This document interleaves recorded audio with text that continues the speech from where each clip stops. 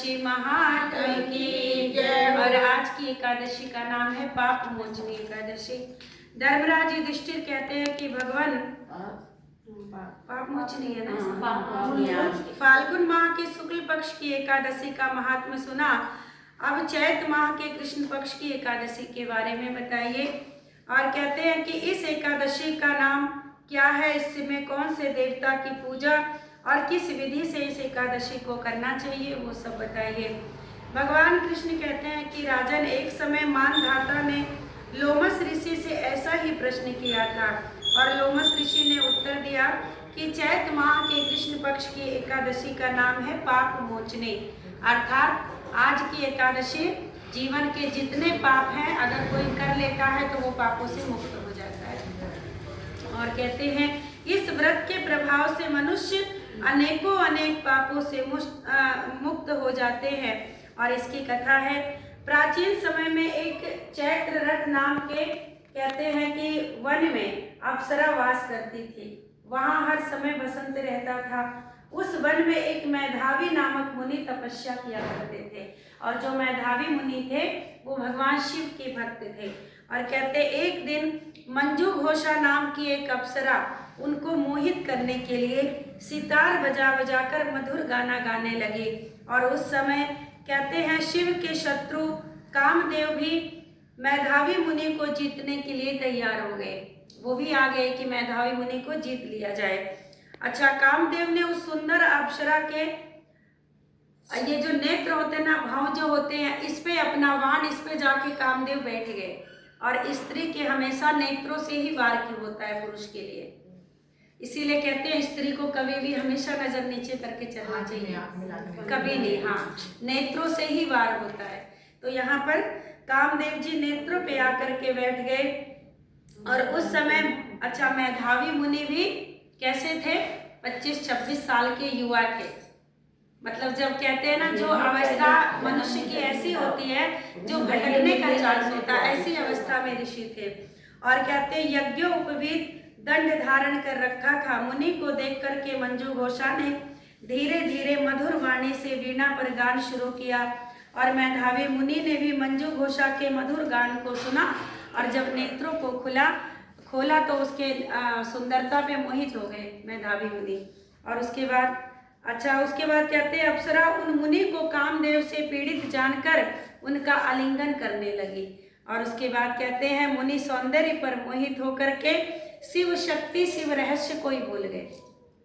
अच्छा, जब इंसान काम के वश में हो जाएगा तो फिर वो भक्ति नहीं कर सकता, तब तो फिर उसी में मोहित होगा।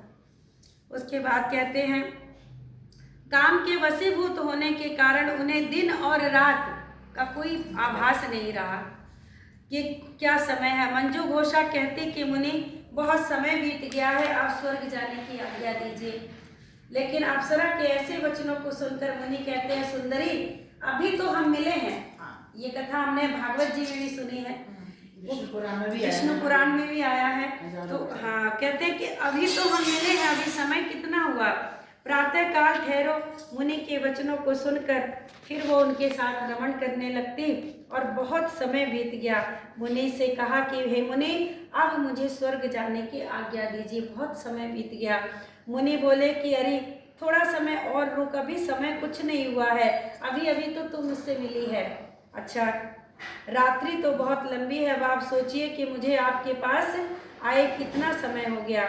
उस अप्सरा के वचनों को सुनकर मुनि ने ज्ञान दृष्टि से देखा और जब देखा तो कहते हैं रमण करने के समय का प्रमाण कितना था, बताया 57 साल 7 महीना 3 दिन, रातों दिन रमण होता है, कोई समय का आभास नहीं था। उसके बाद कहते हैं अप्सरा को काल का, अब जब इनको ज्ञान हुआ ना कि इतना समय तो मैंने बिना हरि की भक्ति के गुजार दिया, तब जाके इनको ऐसे लगा कि ये अप्सरा नहीं थी, ये तो मेरा काल थी जो मेरे जीवन को बर्बाद करने के लिए आई थी। और उसके बाद कहते हैं अब लोमश ऋषि जो हैं वो विकट क्रोधित हुए और तप नाश करने वाली अप्सरा की तरफ देखते हैं। उनके अधर कांप रहे हैं और इंद्रियां व्याकुल। वह मुनि अप्सरा से कहते हैं कि दुष्ट, मेरे तप को तो नष्ट करने के लिए आई अब मेरे श्राप से जा, तू पिचाशनी हो जा। अच्छा, उसके बाद कहते हैं कि तू महान पापनी दुराचारणी है, तुझे धिक्कार है। मुनि के श्राप से वो पिचाशनी हो गई और बोली कि हे मुनि, अब मुझ पर क्रोध को त्याग कर प्रसन्न होइए और इस श्राप का निवारण कीजिए। दोष मेरा अकेले का नहीं था, आप भी नहीं मुझे जाने दे रहे थे। और उसके बाद कहते हैं मुनि को कुछ शांति मिली और बोले कि हे दुष्ट, तुझे श्राप से छूटने का एकमात्र उपाय बताता हूँ। 50 योनि से छूटने का क्या उपाय बताया कि जब चैत का महीना आएगा, कृष्ण पक्ष की जो एकादशी अभी चल रही है, आज की एकादशी, बोले जब ये एकादशी आएगी, इसका नाम ही है पाप मोचनी एकादशी। तो बोले कि इस एकादशी का व्रत करना, इस व्रत के प्रभाव से तेरी जो 50 की योनि है ये छूट जाएगी। और बताया कि समस्त विधियां बता दी कि कैसे व्रत करना है। और अपने पिता चश्मन ऋषि के पास गए। चश्मन ऋषि लोमस ऋषि के पिता थे। और कहते हैं चश्मन ऋषि अपने पुत्र को देखकर बोले, रे पुत्र, तूने ये क्या किया? तेरे समस्त तप जो थे वो नष्ट हो गए। मेधावी बोले कि पिताजी, मैंने बहुत बड़ा पाप किया है, बताइए इसका क्या उपाय है। अब पिताजी अपने पुत्र को वही बताते हैं जो इन्होंने उधर अप्सरा को बताया। कहते हैं कि चैत माह के कृष्ण पक्ष की एकादशी तू खुद भी करेगा, उसको तो तूने बोला पर तू भी करेगा, क्योंकि पाप तेरा भी था। और कहते एकादशी के व्रत की विधि भक्ति पूर्वक करना है। और वचनों को सुनकर मेधावी ऋषि ने पाप मोचनी एकादशी का विधिवत उपवास किया। उसके प्रभाव से उनके समस्त पाप नष्ट हो गए और मंजू घोषा अप्सरा भी पाप मोचनी एकादशी का व्रत करके 50 शरीर से छूट करके पुनः स्वर्गलोक में चली गई। लोमस ऋषि कहते हैं, राजन, इस पाप मोचनी एकादशी के प्रभाव से सभी कितने भी बड़े पाप हों वो नष्ट हो जाते हैं।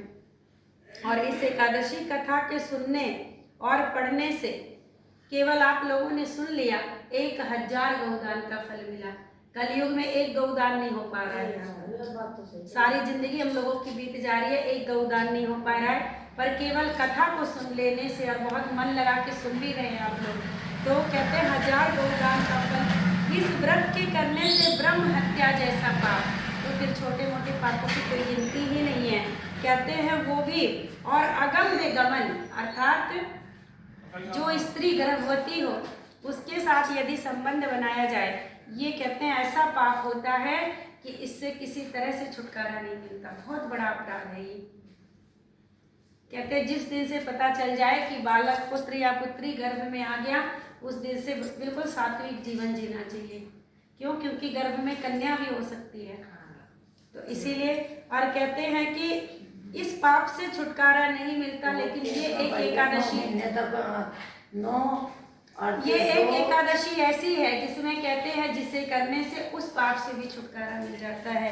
और अंत में लोग कितने भी बड़े पापी हों, अगर इस एकादशी का व्रत कर लिया तो निश्चित स्वर्ग की प्राप्ति होती है। बोल एकादशी महात्म्य की।